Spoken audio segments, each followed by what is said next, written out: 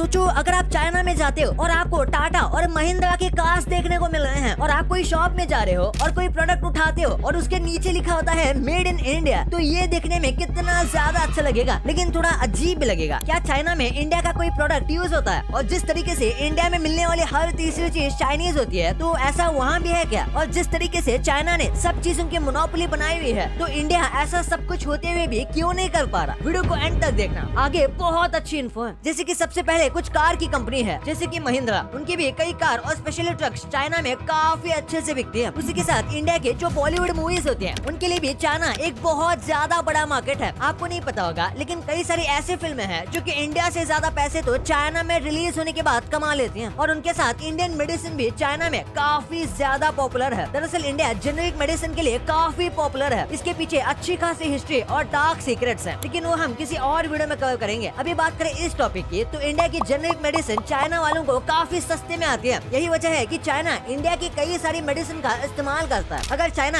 ऐसा नहीं करेगा तो वहाँ पर जो भी मेडिसिन सेल होगी वो बहुत ज्यादा महंगी होगी, जिस वजह से चाइना के नॉर्मल लोग उसे अफोर्ड नहीं कर पाएंगे। अगर इंडिया से कोई चीज सबसे ज्यादा एक्सपोर्ट होती है तो वो है रॉ मटेरियल। इसमें कई सारी चीजें आती हैं, जैसे कि कई प्रकार के ऑयल, मिनरल, स्पाइसेस और फन फैक्ट चाइना उनका इस्तेमाल करके ही प्रोडक्ट बनाता है और उसे इंडिया में बेचता है। और वही सेम प्रोडक्ट जो इंडिया में बना होता है वो चाइनीज प्रोडक्ट के मुकाबले महंगा होता है, क्योंकि चाइना मास प्रोडक्शन और सस्ते लेबर का इस्तेमाल करता है। इन शॉर्ट अगर कहा जाए तो उनके हक के पैसे वसूलता है। और यही वजह है कि हमारे खुद के रॉ मटेरियल होने के बाद भी उससे चाइना को फायदा मिलता है। और चाइना की गवर्नमेंट के साथ साथ वहाँ के लोग भी ऐसे ही होते हैं कि ज्यादातर वो चाइनीज प्रोडक्ट ही खरीदते हैं और बाहर की चीजें खरीदना पसंद नहीं करते। वही इंडिया की बात करें तो इंडिया में लोग लोकल प्रोडक्ट कम खरीदते हैं। यहाँ तक कि चाइनीज गवर्नमेंट ने तो कई सारे प्रोडक्ट को बैन भी कर रखा है और वैसे ही सेम प्रोडक्ट फिर खुद चाइना में बनाकर बेचती है। यहाँ तक कि चाइना ने ये सब सोशल मीडिया एप्लीकेशन के साथ भी किया हुआ है। चाइना में आपको लगभग सारे सोशल मीडिया एप्लीकेशन के रिप ऑफ वर्जन मिल जाएंगे, फिर चाहे वो यूट्यूब हो, गूगल हो, फेसबुक हो या इंस्टाग्राम हो। और चाइना ऐसा इसलिए करती है ताकि उनका डेटा तो सेफ रहे, लेकिन उसी के साथ ज्यादातर रेवेन्यू चाइना के अंदर ही जनरेट हो। लेकिन कहा जाता है ना कि कोई भी एक व्यक्ति किसी चीज पर हमेशा के लिए राज नहीं कर सकता, और बिल्कुल ऐसे ही अब धीरे धीरे कई कंट्रीज हैं जो कि चाइना की मोनोपोली को खत्म करने के लिए आगे बढ़ रही हैं और इंडिया भी इसमें काफी लीडिंग हो सकता है। अब बाहर की कंट्रीज में, यहाँ तक कि खुद चाइना में इंडियन प्रोडक्ट का यूज बढ़ता जा रहा है और अब इंडिया के लोग भी इंडियन प्रोडक्ट्स खरीदना काफी ज्यादा अच्छा समझ रहे हैं। और पिछले सालों में जो कोविड आया था उसके बाद तो कई लोगों ने चाइनीज प्रोडक्ट को बॉयकॉट करना भी शुरू कर दिया था। हालांकि अभी भी इलेक्ट्रॉनिक डिवाइस और प्लास्टिक के मामले में चाइना सबसे आगे है और इसे वो काफी रेवेन्यू जनरेट करता है। पर अब आपको भी पता होगा इंडिया में कई मैन्युफैक्चरिंग प्लांट्स खुल रहे हैं जो कि मेड इन इंडिया डिवाइसेस को जल्द ही लाएंगे। और अगर बाहर के बने हुए डिवाइस भी है तो उसमें भी कोई न कोई प्रोडक्ट मेड इन इंडिया का जरूर होगा। कुछ वक्त पहले इंडिया में लिथियम भंडार भी मिला था जो कि बैटरी बनाने में इस्तेमाल किया जा सकता है और इससे global import and export trade में इंडिया काफी अच्छे पोजीशन में आ सकता है। जितनी भी चीजें हैं उसमें से ज्यादातर चीजें चाइना में बनी हुई हैं या फिर उनके अंदर कोई ना कोई कंपोनेंट चाइना का ही होगा। और ये कोई नई बात नहीं है, कई सालों से ऐसा चलता आ रहा है। हम लगभग जिस भी चीज को उठाते हैं उसके नीचे मेड इन चाइना लिखा होता है और इसका सिंपल सा जवाब यही है कि चाइना मैन्युफैक्चरिंग करने में बहुत आगे है। इन प्रोडक्ट का वर्किंग काफी बेहतर होने के साथ ये प्रोडक्ट काफी चीप होते हैं जो कि कस्टमर्स के लिए अच्छा है। और चाइनीज प्रोडक्ट इतने सस्ते क्यों होते हैं, इसके पीछे एक डार्क फैक्ट है कि वहाँ पर चीप लेबर करवाया जाता है, यानी कि लोगों से बहुत ज्यादा काम तो करवाया जाता है लेकिन उसके लिए उन्हें कुछ खास पैसे नहीं दिए जाते और बस यही लेबर का पैसे काट के चाइना प्रोडक्ट इतने सस्ते में बनाता है और वही सेम चीज इंडिया में अचीव नहीं की जा सकती। इस वक्त देखा जाए तो इंडिया और चाइना के बीच 2022 में अप्रैल से नवंबर में $77.82 बिलियन का ट्रेड हुआ था और इसमें ज्यादातर पैसे इंडिया द्वारा ही खर्च होते हैं चीजें इम्पोर्ट करवाने में, खासकर इलेक्ट्रॉनिक की चीजें और प्लास्टिक की बनी हुई चीजें जो कि चाइना के सबसे बड़े मार्केट का हिस्सा है। और चाइना इन चीजों को किसी भी देश के मुकाबले सबसे सस्ते में बेचता है। और ये जो ट्रेड हो रही है इंडिया और चाइना के बीच, ये काफी अनसस्टेनेबल और अनफेयर है, क्योंकि इससे चाइना तो काफी पैसे कमा रही है लेकिन इंडिया के लिए ये ट्रेड इक्वल नहीं है। आपने हमेशा सुना होगा कि बढ़ती हुई इकोनॉमी के लिए एक्सपोर्ट और इम्पोर्ट इक्वल होना चाहिए, पर इंडिया और चाइना के रिलेशन में ये चीज नहीं है। इसके लिए इंडिया को इंडिया के अंदर मैन्युफैक्चरिंग बढ़ानी होगी, क्योंकि इससे फिर लोग चाइना के प्रोडक्ट पर निर्भर नहीं रहेंगे। और अगर हम मैन्युफैक्चरिंग बढ़ा रहे हैं तो इसका मतलब है कि हम उन चीजों को एक्सपोर्ट भी कर सकते हैं और ऐसे ही ट्रेडिंग इक्वल होगी। लेकिन ये सारी चीजें जितने सुनने में लगती है उतनी आसान है नहीं। जैसे सबसे पहले बात करें इलेक्ट्रॉनिक डिवाइसेस की, तो उसके लिए चाइना सबसे बड़ा मार्केट है और जाहिर सी बात है अगर मेजॉरिटी सारी कंपनी चाइना से ही है तो उस जगह पर कब्जा करना और चाइना की मोनोपोली कम करना आसान नहीं है। और जैसे कि हमने आपको पिछले वीडियो में बताया था कि किस तरीके से इंडिया में अब सेमी सेमीकंडक्टर बनने वाले हैं, जिस वजह से इंडिया को काफी फायदा होगा। बिल्कुल उसी तरीके से अगर इंडिया में और भी मैन्युफैक्चरिंग और असेंबलिंग प्लांट खुलते हैं तो इससे इस अनइक्वल और अनसस्टेनेबल ट्रेड को सही किया जा सकता है। लेकिन जैसे मैंने कहा, ये बातें बस सुनने में आसान लगती हैं, ये करने में काफी मेहनत लगेगी। हालांकि अभी भी इलेक्ट्रॉनिक डिवाइसेस और प्लास्टिक के मामले में चाइना सबसे आगे है और इससे वो काफी सारा रेवेन्यू जनरेट भी करता है। पर आपको भी पता होगा, इंडिया में कई मैन्युफैक्चरिंग प्लांट्स खुल रहे हैं जो कि मेड इन इंडिया डिवाइसेस को जल्दी लाएंगे। और अगर बाहर के बने हुए डिवाइस भी हैं तो उसमें कोई ना कोई प्रोडक्ट मेड इन इंडिया का जरूर होगा। हालांकि चाइना को बीट करना अभी भी बहुत दूर है, क्योंकि कई सालों से कुछ चीजों में चाइना ने ऑलमोस्ट कंप्लीट मोनोपोली बिठा ली है, स्मार्टफोन और ऐसे बाकी डिवाइसेस। और अगर ऐसे कोई डिवाइस इंडिया मैन्युफैक्चर करके चाइना में बेचना चाहे तो वो भी पॉसिबल नहीं होगा, क्योंकि इन सब चीजों के ऊपर चाइना ने कई देशों पर रिस्ट्रिक्शन लगाया हुआ है। प्लस चाइना के फोन इंडिया में इतने सस्ते आते हैं तो इंडियन लोगों को दूसरे कंपनीज के फोन बाय करने की जरूरत ही नहीं पड़ती। और ये सब सेम रिस्ट्रिक्शंस हम नहीं लगा सकते, क्योंकि हमारे पास फिलहाल इन फोन्स को यूज करने के सिवाय कोई और ऑप्शन नहीं है। हाँ, लेकिन ओवर द टाइम ये सब चीजें चेंज हो रही हैं। एप्पल और सैमसंग जैसे कई स्मार्टफोन कंपनीज इंडिया में अपनी बेस बना रही हैं, जो कि बहुत अच्छी बात है। लेकिन इन सब चीजों में काफी टाइम, एफर्ट और प्लानिंग लगेगी। पर अब इंडिया को ग्लोबल मैन्युफैक्चरिंग हब बनाने के लिए हम और क्या कर सकते हैं, कमेंट्स में जरूर बताना। और ये वीडियो पसंद आए तो इस वीडियो को लाइक करना मत भूलना। और इंडिया के सेमीकंडक्टर प्लांट के बारे में आप जानना चाहते हो तो इस वीडियो को दबा के देख लेना। आज के लिए बस इतना है, मिलते हैं अगले वीडियो में, तब तक के लिए बाय।